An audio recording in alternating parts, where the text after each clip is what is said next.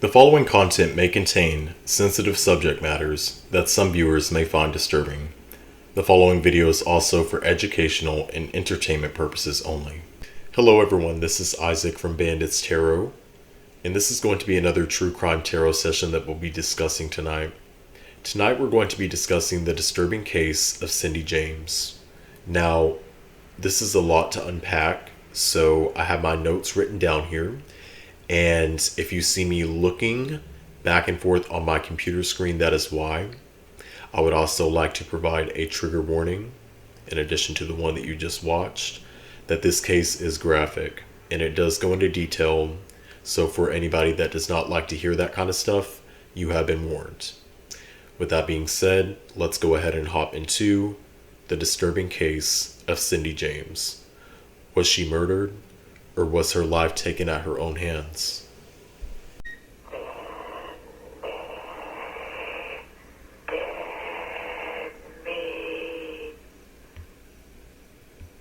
So Cynthia Elizabeth Hack James was born in Richmond, British Columbia, Canada, on January 1st, 1944. She attended nursing school to become a nurse at Richmond General Hospital, where she was later married to a psychiatrist that went by the name of Roy Makepeace. Cindy also went on later to become an administrator for a school for emotionally and behavioral challenged children. So in July of 1982, Cindy James and her husband Roy separated. And during the next 7 years, she reported over 100 incidences of harassment. After Cindy and Roy separated, Cindy decided that she wanted to move into her own apartment. So on July 1st of 1982, Vancouver nurse Cindy Makepeace, having ended her 16-year-old marriage with Roy Makepeace, begins to live alone for the first time in her life. Cindy tells Vancouver police on October 12, 1982, that several obscene and threatening phone calls she received at her house. On October 13th, Cindy reported more phone calls and a prowler was lurking outside her house. Cindy notified police and filed a report, but whenever police came out and did their investigation, they couldn't find anything. On October 15th, Cindy reports to the police that a rock has been thrown through her kitchen window. A responding officer that goes by the name of Pat McBride suggests that Roy Makepeace, Cindy's ex-husband, could be responsible for the suspicious activities. Cindy empathetically denies this possibility that McBride is claiming. So on October 21st, 1982, as a personal favor that McBride was taking on himself to do for Cindy, McBride installs deadbolts on Cindy's doors and begins to visit her on a daily basis. On October 30th, a note assembled from cut-out letters from a magazine was found on Cindy's porch. On October 31st, this is when McBride moves into Cindy's house, suggesting that it would possibly be a good idea. Then, in early November of 1982, McBride discovers Makepeace, Cindy's ex-husband, prowling in the back of Cindy's house. He was armed with a rifle and a handgun. In mid-November of 1982, the phone calls still resume at Cindy's house. Cindy finds a picture of a corpse clipped from a book titled Malpractice underneath her car windshield at the local grocery store. It was also later found out that Cindy's phone lines had been cut in 5 different places at her house. So on January 27th, this is when the first physical attack occurred at Cindy James, and Cindy was found unconscious in her garage. She tells police she had answered a knock at the door where she was met with a man who grabbed her, drug her to the garage where there was a second man that was waiting for them. And the second man had a knife, and he knotted a black of stockings around Cindy's neck extremely tightly, causing Cindy to pass out. And Cindy had over a dozen cuts made by a scalpel and some other sharp instrument. Now, Cindy does not recall these people. She has vague memories, but according to what she told police, she vaguely remembers being raped by a knife. So in February of 1983, David Smith, the veteran officer that was in charge of Cindy's investigation, believes that Roy Peacemaker is terrorizing his ex-wife. He also believes that Cindy is withholding information. Now, Cindy went on later to do polygraph exams twice. Both times, Cindy did fail. Cindy also confesses that she does know the identity of the man that attacked her in the garage, but refuses to give it up to investigators out of fear that they will come after her family members next. So in spring of 1983, Cindy moves for the third time within a year. The phone calls resume in April, and in late April, Cindy moves for the fourth time. Cindy visits her brothers at a local town in Makepeace and pays for the trip. So Makepeace pays for Cindy's trip that she's taking to visit her brothers in June or July of 1983. On August 22nd, letters belonging to a magazine begin arriving at Cindy's workplace, and a strangled cat is found in Cindy's garden with a note stating, quote, "You're next," in October of 1983. November 1983, McBride finds another note on Cindy's porch, followed 4 days later by another strangled cat and a cat hit by a car. And McBride convinces Cindy to hire his friend, private investigator Ozzy Cobbon, if I'm pronouncing his name right, and Cindy's phone lines are cut again. They are found cut yet again at her house. So on January 30th of 1984, the second major incident happened. So just a year after the first major attack. At 6:00 p.m., Cindy phones Caban for help, her private investigator. I'm just going to start calling him private investigator. He kicks in the door 15 minutes later to find Cindy on the floor with a paring knife stabbed through her left hand with a threatening note. Black stocking is tightly knitted around her neck. She has another pair of stockings that's around her neck. But no substances were found at the scene. There are still no clues nor strong suspects other than Makepeace, Cindy's ex-husband. Cindy does tell police that Roy has had a history with DV in their prior marriage. Cindy also pledges to investigators that she will end her relationship with Roy entirely. So in Valentine's Day of 1984, Roy Makepeace is questioned for nearly 6 hours. He denies it all, but he does offer up a theory that Cindy, because she used to work with emotionally and behavioral challenged children, could have something to do with this case. One of the families could be tied to a organized mafia, claims Roy. So on March 29th of 1984, Cindy undergoes a third polygraph test, and she passes. So in the summer of 1984, the harassment intensifies. Phone calls at Cindy's home and workplace cut phone lines, broken windows. Cindy is losing weight and withdraws from colleagues during work hours. So she's clearly going through something right now. Her coworkers are noticing it. It's affecting her work. And eventually it's going to, lead to her not being able to do her job. So on June 18th of 1984, Cindy triggers the personal alarm that her private investigator gave her and had her back door partially open.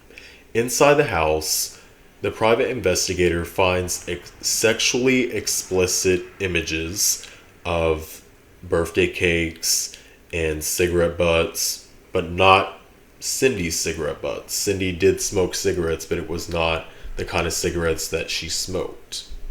Cindy's small dog, Heidi, had been tied to the kitchen table with the same type of string used to strangle the cats and beaten to the point of bruising. So not only this is animal cruelty as well. Wow. This is sick. The fourth dead cat also found strangled in late June of 1984. And on July 3rd of 1984, the third major incident occurred. At 8:30 p.m., Cindy notifies the private investigator she will be walking Heidi to Dunbar Park. So 3.5 hours later, Cindy knocks on the stranger's door and collapses. It turns out that a pair of black pantyhose had been tied around her neck yet again. And this, bystander called the police.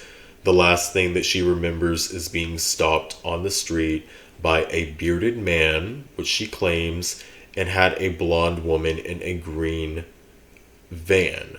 The man asked her for directions. There were 2 needle marks on Cindy's arm, but no drugs in her system aside from the prescribed antidepressants and, under questioning. So in August of 1984, Cindy's private investigator suggests that she undergo hypnosis to help her recall the people that attacked her. And there was nothing that came up. So on October 2nd of 1984, Cindy's second hypnosis was done, and she declares that she had once witnessed a double murder, but will not provide any details whatsoever. On October 4th, 1984, Cindy and her private investigator confront the police and investigators about the lack of progress in the case, threatening to take political action or take it to the press. The detectives, now led by Chief Chris, explained that there were simply no more leads in this case for them to go by. So the lack of evidence caused investigators and police to question everything that Cindy has claimed to this point. By this point, all of Cindy's co-workers and supporters had been investigated. Interpol looked into Roy's background. They did research on Roy, the main suspect in the case. They weren't able to find anything. And without seeing anything suspicious, there was really nothing for them to go by. There was a brief time period where the phone calls and harassment did stop, but that was only a brief time period. The phone calls resumed in autumn of 1984 and in January of 1985 during the third hypnosis station that Cindy underwent. The hypnosis and Bauer Smith asked Cindy questions.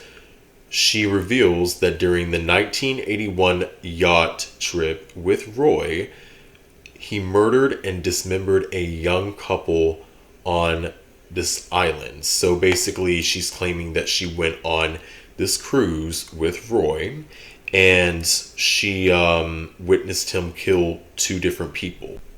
So when the detectives learned that Cindy's sister Melina was also on these cruises, there was nothing that came up. There was no evidence, and plus she claimed that she noticed nothing unusual about this yacht trip. So in June of 1985, Cindy overdoses on pills, and apparently she, I'm not going to say the word, but unalives herself, and she is released from the hospital less than a week later after promising to stay with her brother. Cindy goes home instead after she's dismissed, and on June 27th of 1985, Cindy's phone lines are cut again. So the phone company was suggesting that Cindy get these wires, these phone lines, in a protective case or tubing, but she denied, the recommendation. And on June 20, let's see, where are we right here? There's so much. In July of 1985, a weekend-long police standout promised and compromised 14 strike force officers is conducted on Cindy and Roy. The officers observed no suspicious activity. So basically they came to their house and watched them. And in mid-July of 1985, Cindy reports a silent call to the police. She is apparently unaware that the phone call was recorded by the phone company, and that this recording indicated that she had dialed her own number. In July of 1985, Cindy receives a cosmetic case full of rancid meat in the mail.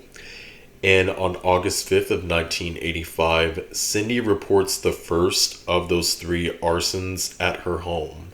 A basement window is open, but there is no sign of forced entry. On August 6, 1985, the second arson occurred. On August 21st of 1985, there was a third arson, and again with an open window, but it appeared to have been forced, and the dust and cobwebs were undisturbed. Cindy receives over $9,000 from her insurance policy. So on December 1st, 1985, Cindy moves to the Vancouver suburb of Richmond. And on December 11th of 1985, the 4th major incident occurred. Cindy is found wandering around a pond near the university campus without shoes or a coat. After going missing during her lunch break, a black stocking is knotted around her throat. There is a needle mark in her arm. Inherent and confused, she is unstable and unable to remember anything about the incident. So every time that one of these incidents occur to her, she claims to have a needle stuck in her arm from behind. So detectives consult into a psychiatrist to evaluate her, and they claim that she is doing this out of attention, that all of these incidences were staged, basically. So at this point, Cindy was surrounded by more doubters than people that actually believe that these attacks were that were happening to her. And she had more people around her that were questioning the things that she was claiming, including police and investigators. So on April 15th of 1986, after yet another fire at the house was found, and after investigators came out and they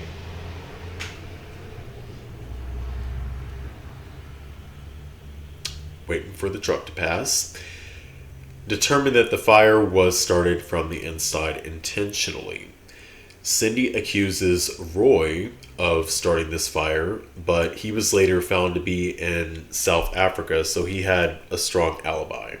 In April of 1986, Cindy was committed to St. Paul's Hospital, a psychiatric facility that is located in, I believe, on the outskirts of Richmond, British Columbia.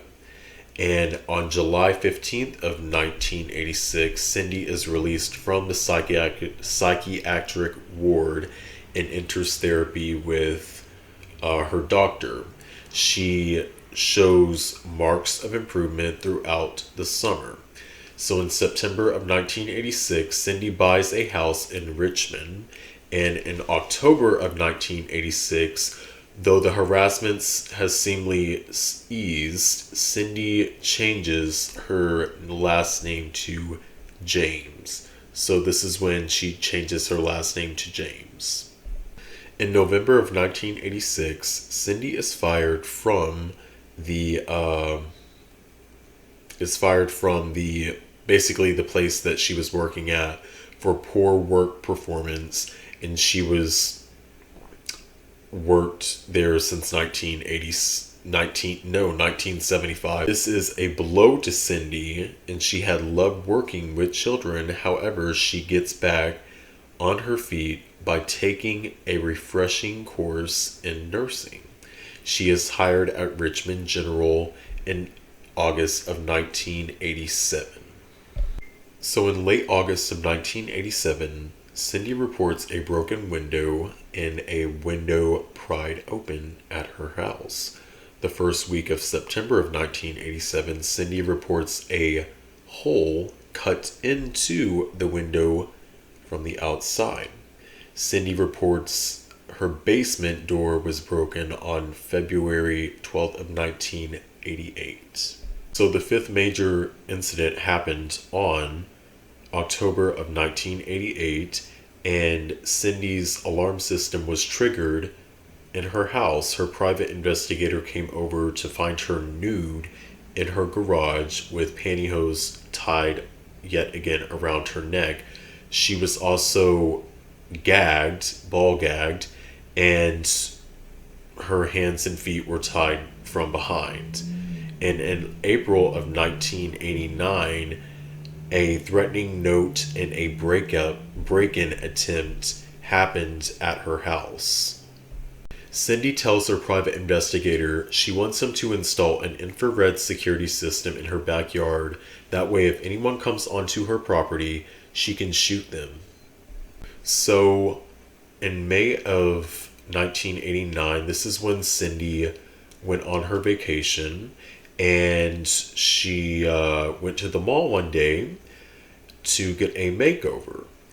When her friends at the Woodcrocks arrived, and the Woodcrocks was the shopping center, the mall that they have in Richmond, to play bridge with her at 10 p.m., her car is still gone. So she was making plans to meet with her friends, and whenever they arrived at her house, her car was gone.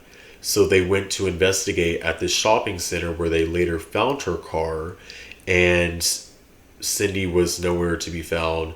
They did find like a small stain of blood, though, on the car door from the interior. So on June 8th of 1989, a road maintenance worker finds Cindy's body near an abandoned house built off of a local rural state highway outside of Richmond, roughly 1 mile from where the car was parked at the mall. She is lying on her side on the ground, fully clothed, with hands and feet bound behind her neck. There is a needle mark in her arm yet again. An autopsy revealed that she died from an overdose of morphine and other drugs that she was taking, including her antidepressants and other medication that she was taking. So to this day, Cindy's death is classified to be just an unknown event. No, I mean, it sounds to me that she was being stalked, clearly, but there's another perspective that you have to look at it from. And if you really dive deep into the details of this case and the repeating patterns between the police losing hope of Cindy's credibility and then her friends, maybe she really was being stalked to the point where the intention wasn't to kill her but to drive her mad, which is even more disturbing. Let's go ahead and hop into the tarot portion. As I usually say with my tarot, you guys, the things that I mention while reading tarot cards should not be taken as facts. They are alleged and speculated strictly. So take that into consideration while watching this. And we're going to try to keep this really short because this video is going to be forever to edit. But yes, let's go ahead and ask Cindy James. Cindy James. Cindy James. Did someone murder you?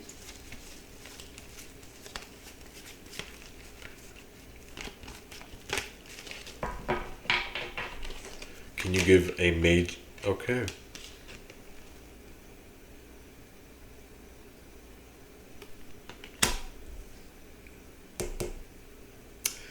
Can you give a major for yes and a minor for no?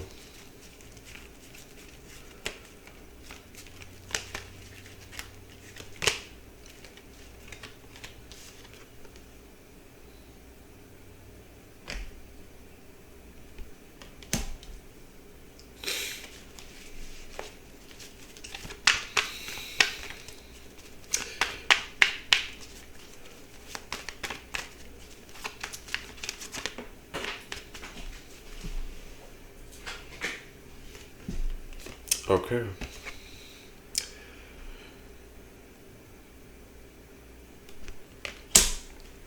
I'm reading this as whoever was stalking Cindy. My theory, and the cards are just confirming this, not to put myself into this, but I'm just saying, the way I'm reading this, yes, Cindy did die of unaliving, but someone was stalking her at the same time. Someone was definitely intentionally driving her insane.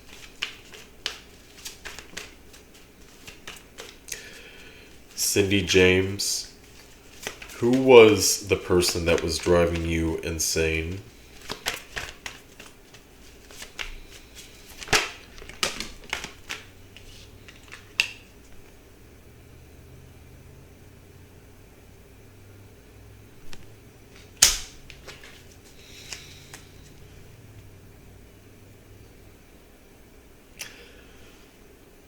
Two people.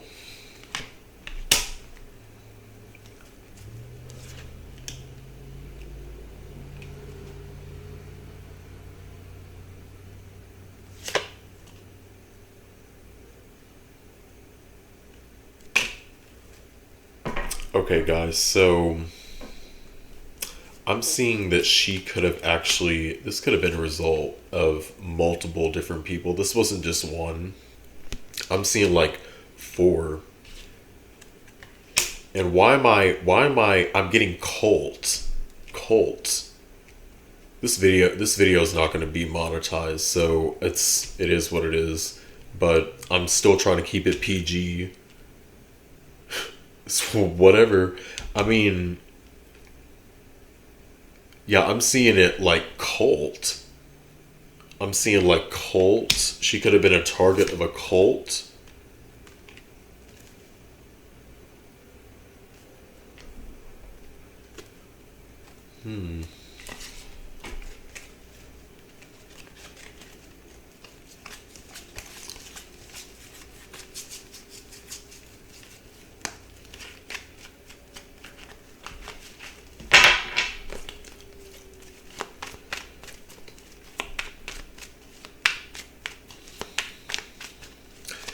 Okay, these cards are just speaking for themselves.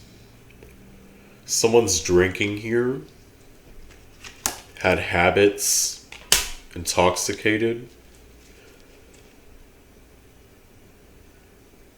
dealing with emotional trauma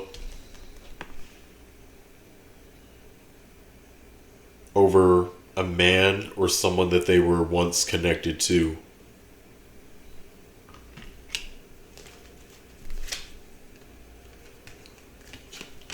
As far as signs, I'm seeing Sag, but I'm kind of reading this is Cindy as well.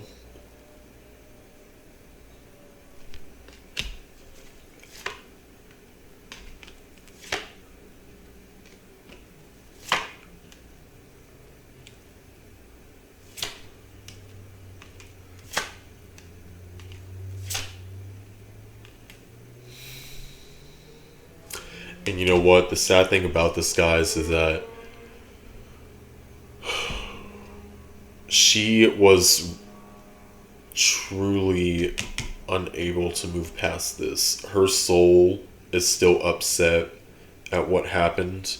And not like in an anger way, but like in a sorrow way. I'm also getting fear. I'm also getting fear.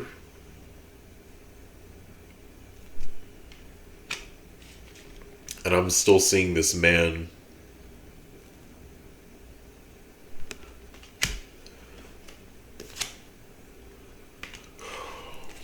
And I'm still seeing like 8 different people. So I don't know if he's in charge of it. Yeah, okay. We're going to end this spread. We're just going to close this reading out.